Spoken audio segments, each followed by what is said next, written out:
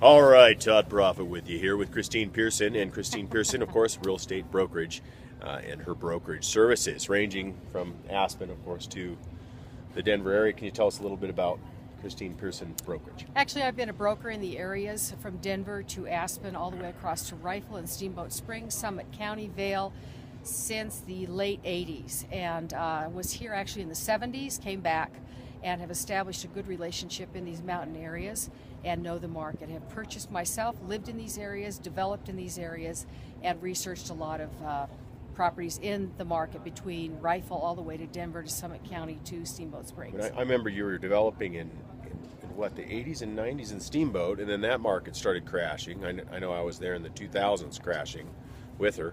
And then, so Aspen, you started though in the 70s. We started in the 70s right out of college when it was a really new marketplace and no one knew much about it, which was an incredible time of development in Aspen. It was a great opportunity here in the area. People coming in from the East Coast just discovering the valuable property that we had here in Aspen. Left and went to the Northwest in the timber industry.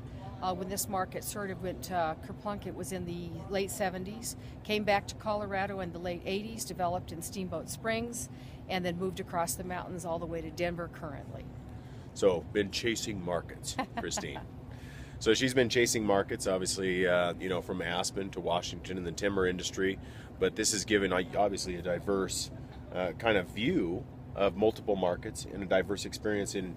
I remember when you were doing modulars up by Clark, Colorado. Correct. And townhomes out in Stagecoach, which was an old ski area for those of you who aren't familiar with Colorado.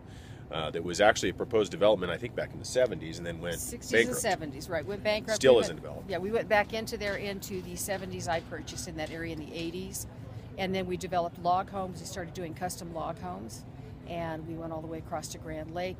When that market was very good and diverse, we went into the Summit County and the Aspen Vail markets as well. But as hard as it's been, in the up and down markets, riding this roller coaster, you've never declared bankruptcy or anything like that, and obviously have always had some success in staying in front of the markets and being able to anticipate where the next markets will hit. Well, we were sustaining, and also I ran a big commercial shopping center that was on the verge of bankruptcy in Steamboat in the late 80s as well, and put them back on their feet. And then we branched out from there and started buying land and developing land and lots and spec homes, etc. And wherever the market was, we chased the market to stay abreast of the times. What's the best advice you can give to investors? Like, what would you say is the thing that sustains you the best throughout all of these up and down markets? You have to be very versatile. You have to be very flexible in where you go, into which geographic area, and follow the market. Follow whatever you're chasing right now, wherever where the marketplace is strong. And that varies in the mountains. So we find it right now in the Denver area is a very strong market because it's a metropolis with a lot of buyers.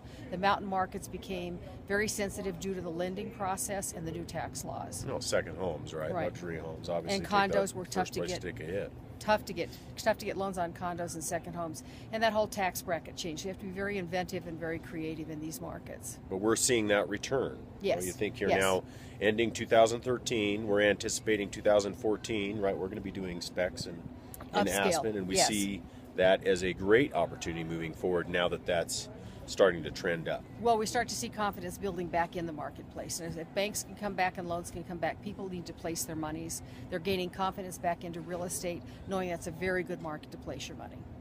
So I hope you've enjoyed this time with Christine Pearson. She is an absolute wealth of knowledge, and obviously she's helped me immensely, and I hope to see you on the next one.